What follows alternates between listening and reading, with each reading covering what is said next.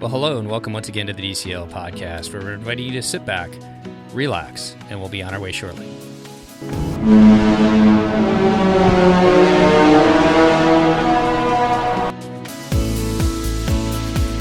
Well, welcome back to the DCL podcast, your podcast to help you and your family cruise a little smarter. And we are continuing on with another one of our minisodes. This time we're going to be talking about the kids clubs on the Disney Wish, and in specifics, we're going to be talking about the Edge, which is the tween club. And to help me do that today is my son, Alex. So welcome back to the show, Alex. How are you doing today?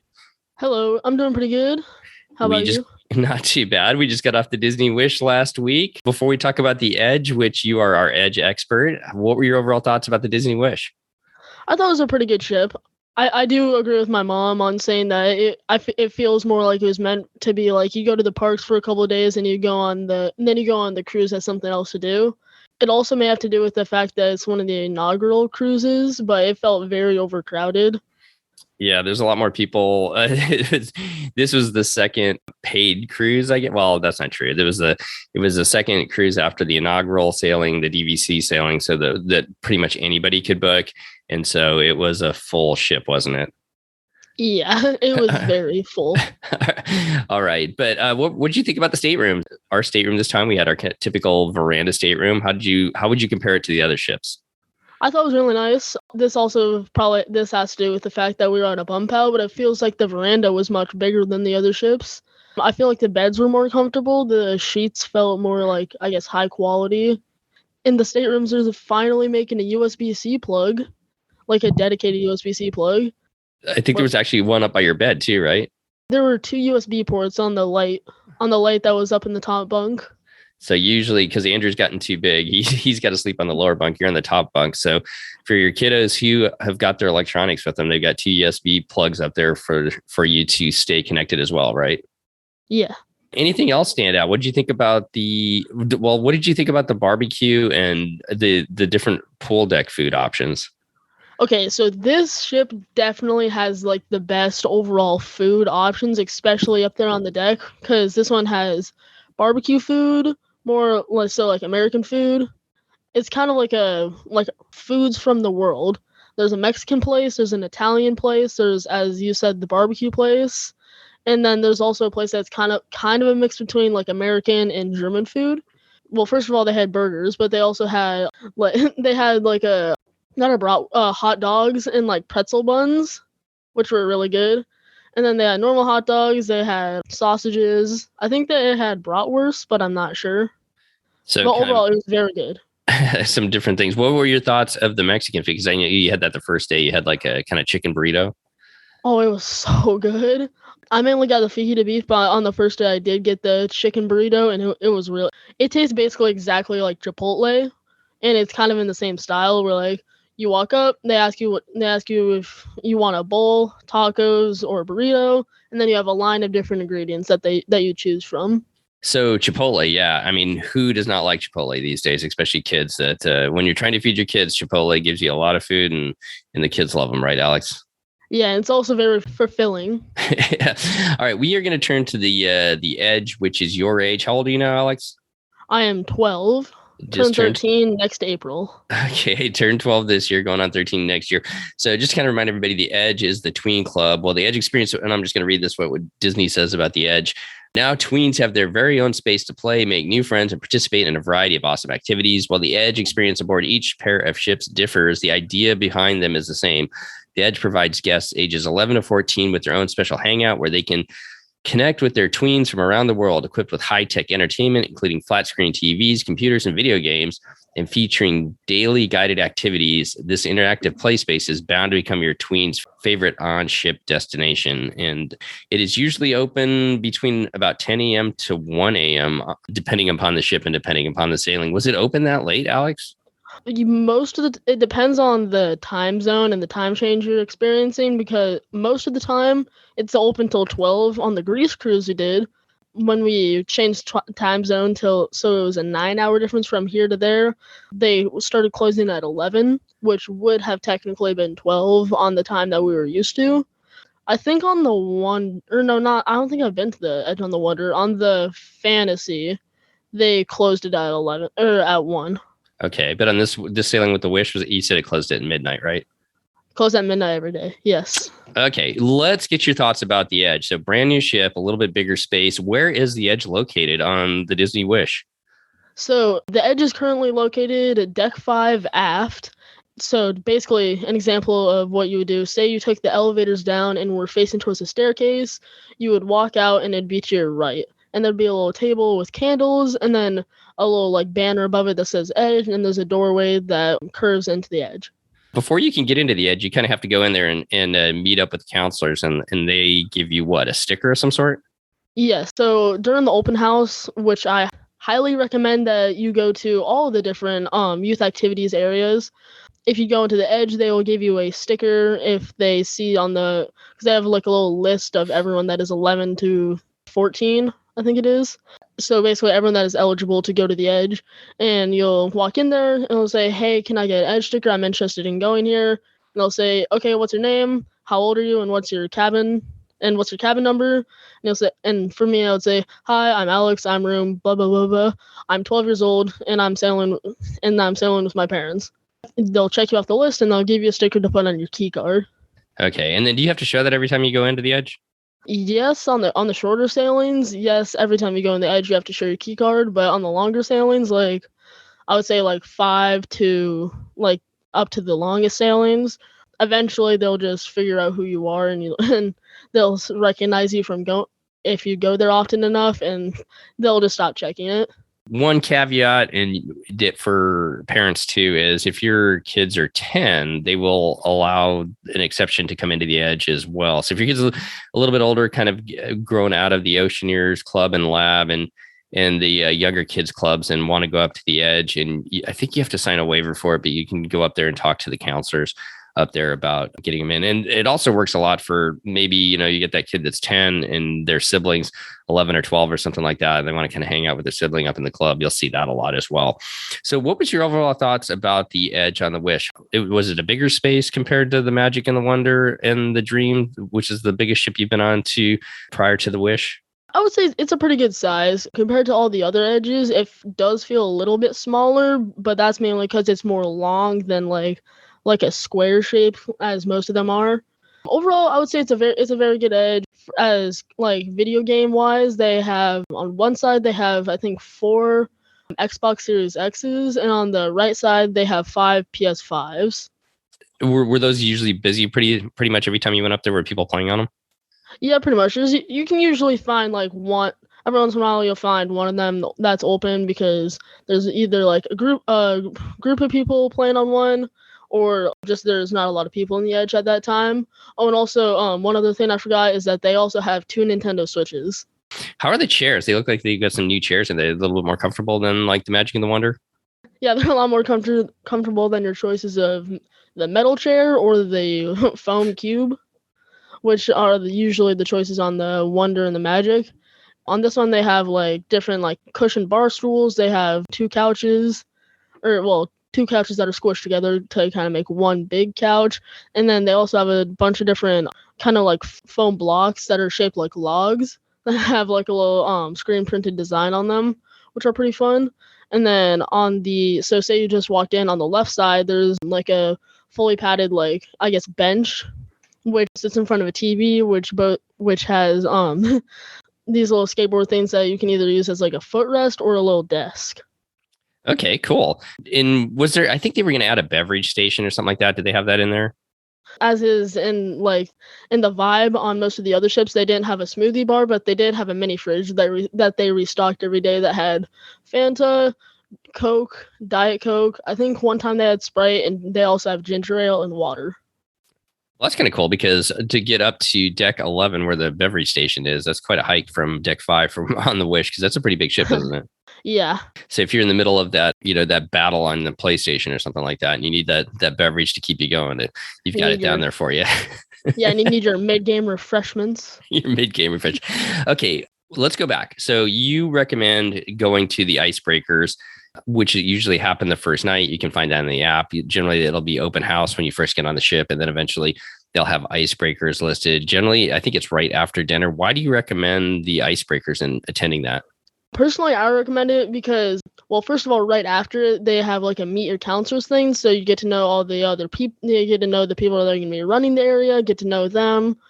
Also, the thing about the icebreakers that is so nice and that I recommend is that first of all, you get to know people from places that you might never have met someone from before. You also, if you want to be friends with someone, you know their name, and also, it's just a good way to socialize with different people, so you're not always just stuck in your little bubble. Get some good advice there. And I don't know, I haven't really asked you this. Did you really hang out with the group this time on this? We were on a 4-day sailing of the Wish, but let's just go back to the Magic when we were over in the Med on the 9-day. You had a good group of kids that you got to hang out with over there, right? Yeah. Well, I'll say it's a lot easier to get like a little group of friends that you hang out with on cruises when it's a longer cruise because you're gonna have more time to hang out, so it's more meaningful, and also you have longer time to meet people and understand who they are, and just overall you have more time to get to know people. But on the shorter cruise, this may mainly be because I was mainly hanging out with one of the families that we were cruising with kids, because they're a pretty good person to hang out with and fun. It also is probably because there just wasn't a lot of time to meet people on this cruise. I didn't really spend a lot of time hanging out with the different people in the Edge, but that was just me for this cruise. And I think that's kind of noticeable, I guess. On the shorter cruises, it's definitely a little bit harder to really make those connections that you can on those long days cruise. And it was fun to see the group of friends that you had, because you guys would see each other at dinner and around the ship and everything like that. And then the evenings, I know you guys were hanging out and playing around, and also on the sea days, spending a lot of time together when we were over on the Magic in Greece, right? Yeah. Okay, let's talk about some of the activities that they have. So the one thing, and I think you kind of pointed this out, on the older ships, I think they still have a little bit of growing pains, and I don't mean anything bad like that, but it was definitely, I guess, noticeable that, like you'll talk about here in a second, that they didn't have a whiteboard up showing, what all was going on that day on the Wish. They probably just don't have that on board the ship yet, or haven't, thought about it. But on the other ships, they generally have like a whiteboard up there talking about all the different kind of highlight activities of the day, right? Yeah, they usually do it. It gives out like, also on the first day, it'll say like what time the open house ends, what time it starts, when are icebreakers, when is meet your counselors, when is the Super Smash Bros tournament. But on this cruise, soon because, well, they just haven't had a lot of time. Well, they have had a lot of time, but a lot of stuff is not fully set up on this cruise ship yet, mainly because it's newer, and they do not currently have a whiteboard displaying the activities. So you're kind of relying on what was going on in the app. And the app, as we saw, had some activities listed, but it definitely wasn't they didn't have everything listed that was actually going on in the club, right? Yeah, because one of the things that brings me to is Heroes versus Villains, which is one of the fun like team games that goes on throughout the entire cruise. They only posted down the app twice, which is on the first day and the last day. I asked a counselor, and they said that it was happening every single day of the cruise, but it was not on the app every single day. And the other ships, it's listed on the whiteboards, and maybe it's on the app as well. But in this one, you kind of missed out on a couple of the Heroes versus Villains challenges just because they didn't have the whiteboard up. But one of the questions we got is, do they have activities kind of going on all day? And you had a good answer as we were talking about it before we started recording. Are there activities going on every hour? How does it kind of work up there in the Edge as far as guided activities with the counselors? From the time that I spent in the Edge, which was not a lot, but from the time I spent, I gathered that they usually do activities every hour or every other hour, and they usually last from 10, 15, 20, even 30 minutes sometimes.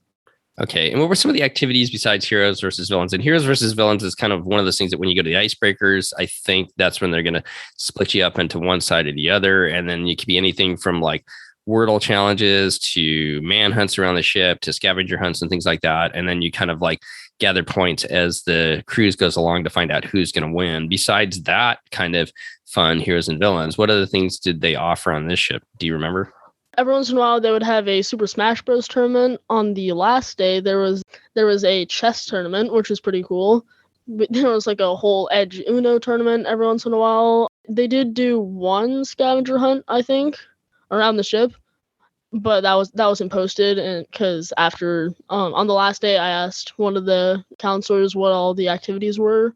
Yeah, they also did so they had NBA 2K tournaments every once in a while. They had Mario Kart tournaments every once in a while. So most of the stuff that was going on was like either video game tournaments or like board games or just a lot of games in general, which are pretty fun. And besides that, one of the new spaces on the Disney Wish is the Hero Zone, which is kind of an indoor 2-story gym space. And they can use that for a lot of different things. And they did have one challenge there where they set up the Incredicourse, I believe. And they actually had a time where all the Edge kids could go over there and race. And you took part in that, right? Yes. On one day, which was not the day at sea, for some reason, it was the day that we were in Nassau. They had this thing called the Incredicourse, which is like an Incredibles themed obstacle course. There was a time that it was just free for everyone. Well, there were 2 times that was free for everyone on the ship to come and do. Adults, kids, teens, tweens, anyone can come and do it. And then there was also a time for just the Vibe, for just kids that qualify to be in the Vibe, which is 13 to I think 17. But for the 13, you have to sign a waiver with your parents and the counselors up there. So there was a time for those kids to go and do it by themselves. And then there was a time for the Edge to go and do it, which I participated in. And then I believe there was a time when the Oceaneers Club went up and did it. Okay. Was that pretty fun? Running through the obstacle course? Yeah, it was pretty fun. Did you guys kind of pick teams and race against each other? Or did you guys just see who the fastest was that could get through it? Or was it just kind of messing around? Usually it was kind of just messing around. What they would do is like, if it's 2 people, 2 or 4 or 3, however many people that came through all together intending to race each other, then they would all do it at once. Or well, you can have 2 people running the race at once. If you were in a group, they would make sure not to split you up. But if you were by yourself, what would happen is if you got to the front of the line and it was your turn to go, one of the counselors or employees running the Incredicourse would so that a megaphone, and they would talk onto it and said basically, hey, there's a single racer. Is there any other single racers that would like to race? Pretty much every time a single racer would come up and then you could race them. Yeah, it was pretty fun. So kind of looking back on your time on the Wish and the Edge, it's a new space, a new ship and everything like that. Anything that we haven't talked about that we need to pass on to our listeners about spending time in the Edge? Any advice you want to give to kids your age that are going to be cruising soon and have an opportunity to go up to the Edge? I would say kind of what the Edge is for is it's a place to meet people so you can go do other things on the ship. If you want to stay in there, that's perfectly fine. But what I did is why I went in there to meet other people to go do other things. So it's kind of just like a meetup spot. And then the Hero Zone is basically just a place where there's basketball. There's just an open part of the court. And then on the upstairs, there is a broken air hockey table. There is a ping pong table, 2 of them, I think. And then they also had foosball. Okay, so they moved some of the, like I know they have a foosball table on the Magic of the Wonder, one of the 2. So instead of taking up space in the Edge, they've moved that into the Hero Zone, and the Edge really is just kind of a place to meet up. They've got the beverage station and then also a place to kind of play video games and have those type of tournaments, right? Yeah. Okay.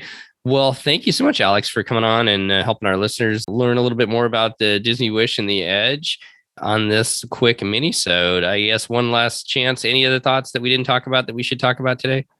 No, not really. Overall, I would say that it was a very good ship.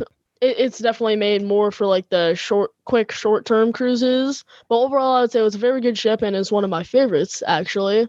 And just overall, yeah, I liked it. I enjoyed my experience, enjoyed the people I met, I enjoyed the Edge, I enjoyed the vibe, I enjoyed the little time I spent at the Oceaneers Club. Overall, just a very good ship. Awesome. Well, Alex, as we kind of finish up with this episode, if I don't see you wandering around the house, at school, or at swim meets here, I will see you next on the Disney Wonders. We sail out of San Diego on a Halloween on the high seas. You looking forward to that? Yeah. All right. If we don't see you around the house, we'll see you on the Wonder. Thanks again for coming on, Alex. We do appreciate it. Thank you. The DCL podcast is not affiliated with the Disney Cruise Line, Walt Disney Company, Adventures by Disney, or Run Disney. All of the opinions expressed on our shows are those of the hosts and the guests who appear on the show. If you have any questions about any of these products, please contact the Walt Disney Company.